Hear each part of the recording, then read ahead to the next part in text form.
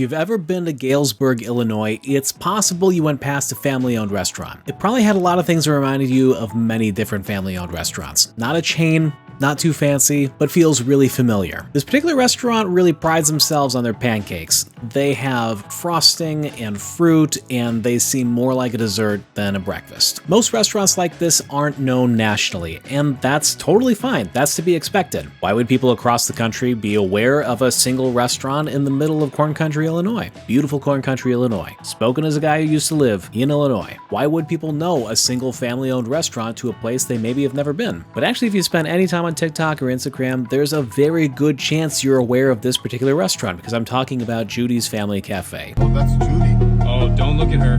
Do not look at her. She's gonna try to sell us pancakes. I'm telling you. What are you looking for? I have the best pancakes.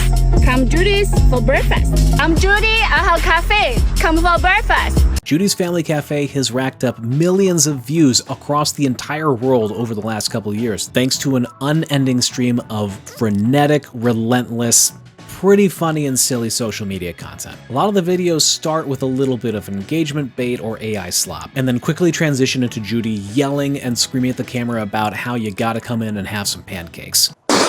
Go to sleep right now. Wake up! Go to bed. Wake up! Come Judy's. Get your breakfast. I'm Judy. I have the best pancake. Come for breakfast. She's also frequently wearing some very small sunglasses, which just kind of make the whole persona pop a little bit more. Because of the success that they have had on social and the demand that in turn has driven for the restaurant, Judy's Cafe actually had to move to a larger footprint last year. In their original space, there was just no way for them to handle the traffic. Judy's is one of many small businesses, as well as some big ones, that have had a ton of success using short-form video content. Can short-form content work for any business? Yeah. It can. So why don't more businesses try this or find success doing content like this? Speaking from experience, it can be hard to convince a boss or management or a client that this is worth investing the time and effort into to do it well and do it correctly and to realize this type of outcome. The common refrain is that it's going to cost too much money, take too much time, or there's just no way to tell whether or not it's going to have any results. Those are all fair points. Doing short form content well definitely takes time. It often can take money. And if you haven't done it before, it can be hard to validate what type of outcomes you could potentially get from doing it. But luckily for you, TikTok and System1 just released a free study that's going to give you a lot of ways to communicate to your stakeholders that this is worth the time and effort. We're going to talk about all that today and more on Brand Sauce.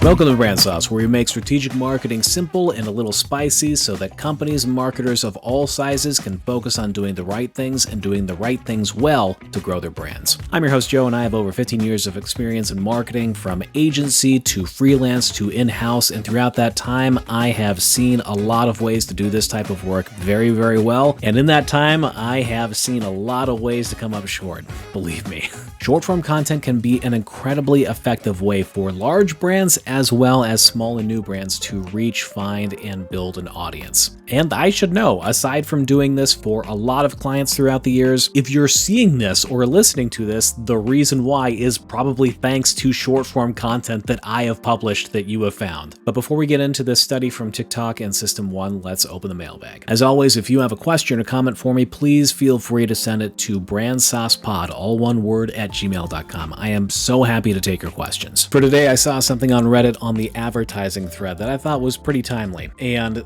the question this person asks is, would you rather have a full-time agency role or a broad set of consistent freelance clients entering a hypothetical recession? A very timely and relevant and fair question, and everyone who works in advertising and marketing at some point has probably asked themselves some version of this question, I'm sure. This person's a senior copywriter. They say right now they have 3 fairly reliable freelance clients. They're charging $80 to $100 an hour, and they consistently get 20 to 40 hours a week from one of those clients, one maybe 5 to 10, and then one sporadic, sometimes nothing, sometimes 20 hours a week. Spread across multiple different industries, so if there's pressure in one particular particular industry that may not affect all of their clients. Their estimate is that reliably they can bill about 30 hours a week, which brings them to about $130K a year. They think if they can increase that to 40 reliable hours a week, that gets them over $160K a year. But they say they just got a job offer for $120K a year with a smaller agency in a remote position. And their question is, what is the right move here? Because things certainly feel a little uncertain, and that's been the case for several years now. I think this person's weighing a lot of things. Is this agency going to be consistent and survive over the next couple of years? Are they going to grow? Are all of those clients going to start doing work in-house? All very, very fair questions. A lot of people that responded to this had a very similar answer, which was, don't put all of your eggs in one basket.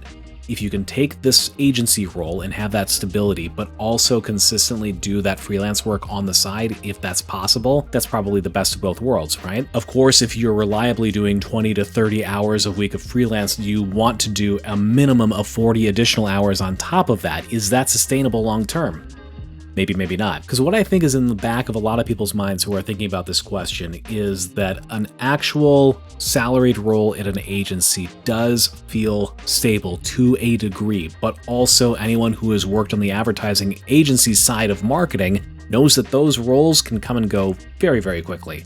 An agency loses a client doesn't like your output, someone in leadership doesn't like your output, a new creative director comes in and wants to clean house and start over. All those things can happen and very, very quickly impact someone's employment at an agency. And then currently in the United States, we are dealing with a lot of economic uncertainty, and that is impacting a lot of industries in some fairly unpredictable ways. But as we know, when budgets become a concern for any size business, one of the first things they often look to trim down is their marketing spend. We know that's not the right way to think about things. We know that's ultimately going to hurt them in the long term, but realistically, that is a place where a lot of businesses will start to cut back if they need to tighten their belts a little bit. We've talked before about how it's much smarter in those times to invest even more effort and funds into marketing to take up some of that share that might be left on the table by other companies making the wrong move, but that's neither here nor there. And honestly, without knowing more about this person, the industries they're currently working in, what type of clients they'd be working with through this agency, what their financial needs are in general, it's really hard for me to answer this question just based on the little bit of information they shared. My personal story on this, though, is that in 2019, I was freelance as a strategist and consultant, doing digital, doing social, doing some campaign work, both for small businesses and agencies, for about 9 months. This was after a layoff at an agency and before getting a full-time role with the company that I'm still working with now as a marketing manager within one of the divisions. And I will say that in those 9-10 months that I was doing freelance, the more that I invested into doing networking and finding different project opportunities, it started to build on itself. And by the time I was in a position to choose to take the full-time role, there was actually a lot of work happening, but this was 2019, and it was late 2019 when I made that decision. And we all know what happened in early 2020. My wife and I met working in the advertising industry together, and we were both out of that industry by the time the pandemic began. But a lot of people we worked with who were still in the agency space went through layoffs, had to find different jobs, really had to be creative and figure out a way to keep themselves afloat until things started to normalize in 2021. And you can't plan for that type of uncertainty, you can't anticipate it, but it is a really hard industry when you are on that agency side. Arguably, as a freelance partner, there might be potentially some flexibility. I'll say as now a corporate marketer, we have several freelance partners that we bring in on project basis. And for a lot of companies, I imagine they like having a small roster of people they can depend on because it is ultimately probably cheaper than having extra headcount within a team or to going to a full service agency to get that type of work that you would need a freelancer to do for you. I still do some freelance on the side. I obviously do this on the side as well when I have the time, when it's dark, and when the rest of the family is asleep. That's going to be different for every individual person though. I am curious, just hearing what this person had to share. Senior copywriter, a couple of consistent clients, but an opportunity to go work at an agency full-time. What decision would you make? Looking at this person's profile, I can't find any details on what decision they ultimately made. I'm curious. I'll keep an eye on it and let you know if they give us an update. But if you were in that situation, what decision would you make? Another very important point that the person brought up is that their spouse covers both of their health care. And a lot of people pointed out that when you're freelance, you don't have paid vacation time. And that is a consideration as well. So I'm not sure what the right answer is for this person. I know, at least when I was in that position a couple of years ago, not knowing that there was great uncertainty ahead of me, I made the choice that I did, and I think it was the right one for me. Any type of question you have about marketing, about careers, send me an email, brandsaucepod, all one word, at gmail.com. Let's get back to the show. Does short-form video content work? You can understand why a market research agency and a social media platform might want to tell people that yes, it does. So that's why System 1 and TikTok recently published The Long and Short Form of It. The title is a riff on The Long and Short of It, a seminal paper from Les Binet and Peter Field. Highly recommended. We'll talk about that some other time. System 1 and TikTok analyzed about 900 short-form videos produced by brands that were viewed by about 92,000 people across 8 different global markets. System 1 has a pretty good reputation of doing very smart market research and analysis. I do trust what they say. When I worked in the agency space, they were the gold standard.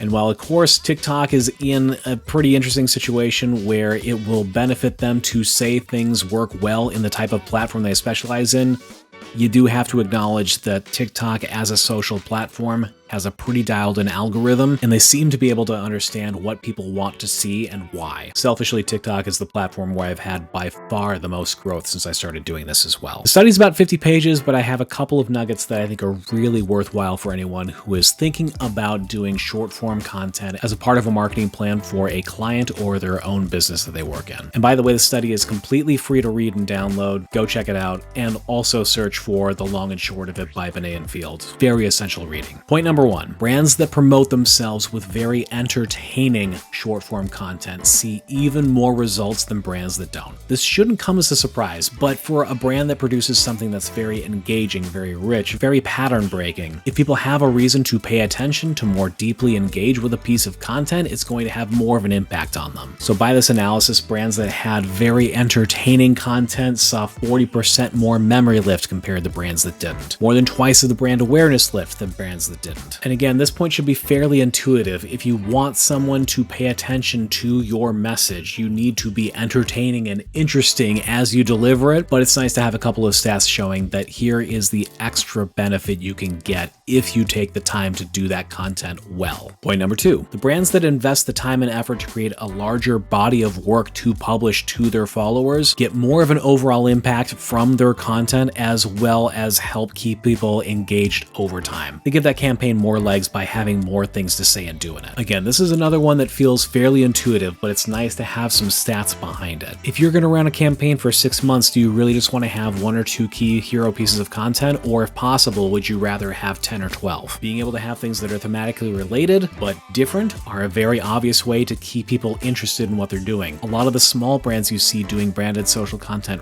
really well continually are doing new things, even if the overall content strategy is the same. Going back to Judy's Cafe, you know that there's going to be some sort of a funny cut that connects some random viral video to pancakes or eggs, and you're going to have Judy screaming at you, "Come have some pancakes. Don't you want some pancakes?" She's probably going to be chasing you around too. You know what you're going to get, but you want to see what flavor it's going to be this time around. Point number 3, when it's time to use digital to convert, focus on conversions. Longer pieces of conversion content did not necessarily lead to more conversions, even if people watch them all the way through. If you're trying to make a sale, get an email sign up, just get to the point, tell people what you want them to do. If they've seen your other content and understand who you are, what you're about, and what you're offering them, if you make a strong CTA, they're more likely to follow it. At this stage, don't try to be entertaining, don't worry about length, just be direct. Another one that shouldn't be that surprising, but you got some stats to tell your client, and that's always nice. Point number 4, if a small brand has really entertaining and engaging content, a small brand can build awareness and positivity and affinity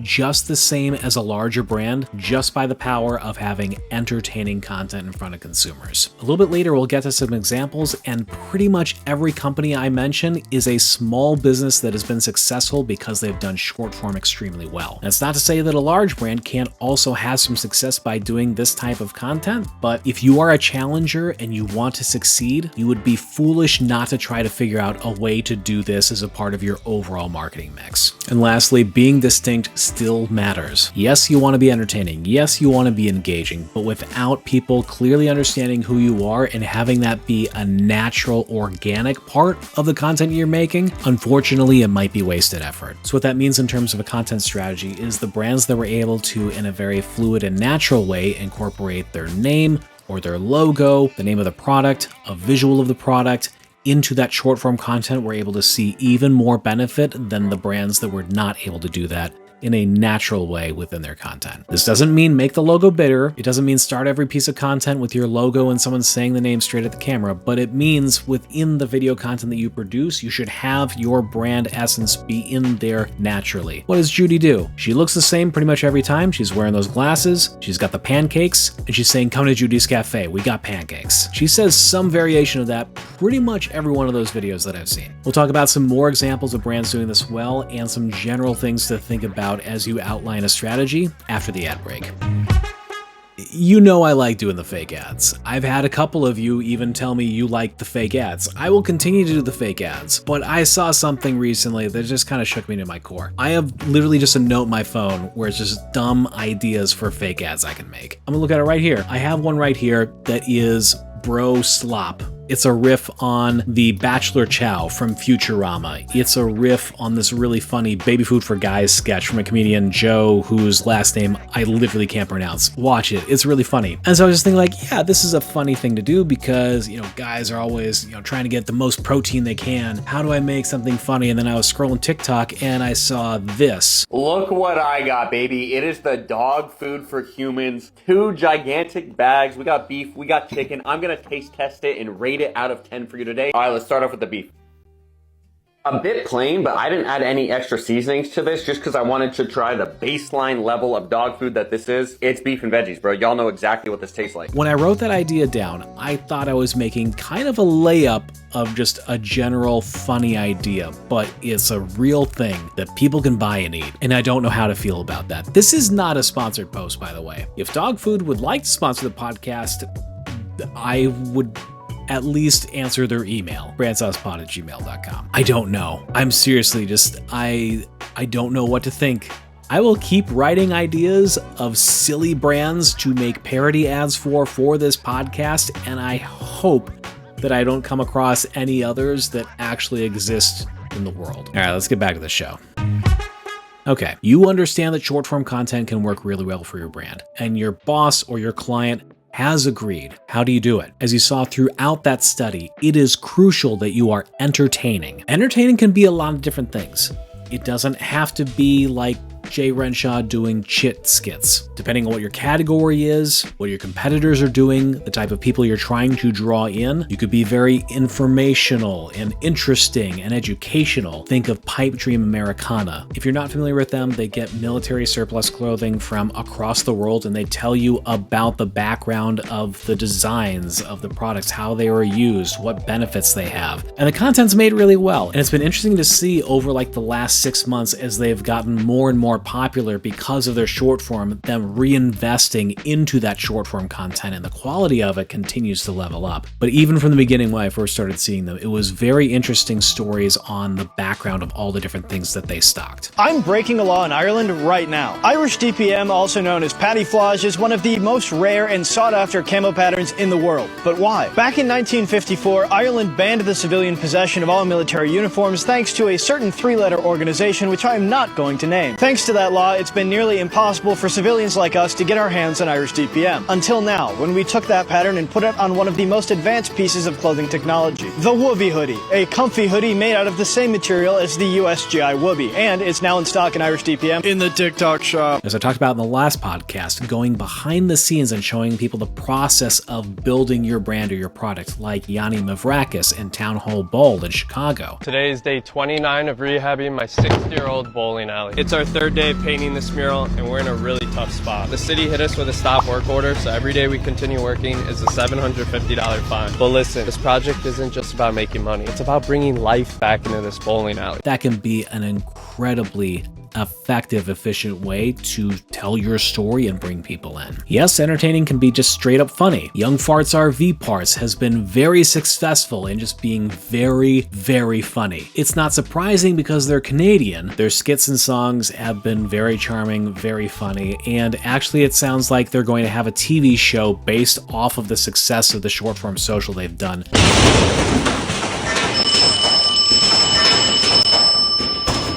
better not be fucking Gord. That's Gord, you tell him to fuck right off. I'll tell him.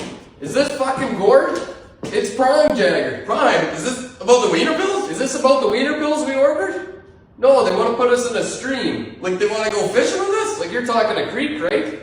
No, they want to put us on the tube. They want to put us on TV? They like our RV shit so much they want to make a TV show. To promote a very niche small business selling RVs and RV parts. I can't imagine there's a massive market for that the way there is for sneakers or apparently for human dog food, but because they made content that was so incredibly engaging and entertaining, they were able to get a very strong foothold. Entertaining content can be just very provocative. You've probably seen ads for Underhill chewing gum, especially if you spend time on TikTok and your algorithms anything like mine. I don't know why I'm getting content from them over and over again, probably because after I see them, I look into who they are and they keep feeding it to me. But the way they start a lot of their videos is with the claim that you can cure small cavities by chewing gum. If you buy store-bought gum just because it's cheaper, you'll regret it. It's made out of plastic and bad for your teeth. Dentists have told us for years that it's impossible to heal a cavity, but all the research says the opposite. That's why we use NASA-engineered ingredients. Nanohydroxyapatite heals micro holes in your enamel and whitens your teeth. I am not sure whether or not that is remotely true, but the way that they tell that story is pretty compelling. And you can tell there are people who have actually tried out their gum based on how interesting and just scroll stopping that claim is. Another way to show behind the scenes is the way that Craig Hill does. They do kind of a combination of Americana Pipe Dream and Yanni Mavrakis, where they're showing behind the scenes process of developing their products, but also the why of how they develop their products and what that means for the consumer who uses them. They also shoot and edit very, very well. It's just great stuff across the board. The reason we wanted to add this mechanism to our Summit card case is because in our original version, you have to disengage the lock on the front lip and kind of carry the lid into its open position. If we're able to add this spring lock to our Summit card case, that would create one very smooth opening motion. However, there is a problem with this cam mechanism. It takes up a good amount of space. We simply cannot afford to add that to the inside of this card case. When we don't know what to do next, we consult the internet. We found this Vesta case. It's kind of like the granddaddy to this lighter. It has the similar opening, but it achieves it in a much more compact way. And what happens is the tab starts pushing against the spring, and then at this state, you can see it like stops. We took this and we put it directly into our Summit card case. Another tack you can take is just being incredibly chaotic. Every now and again, I see mug root beer stuff within Instagram and TikTok, and I honestly just love how unhinged this shit is. It's silly, it's entertaining, but it's so audacious and ridiculous, I enjoy actually watching it. Thanks to the scientists at Mug Tech,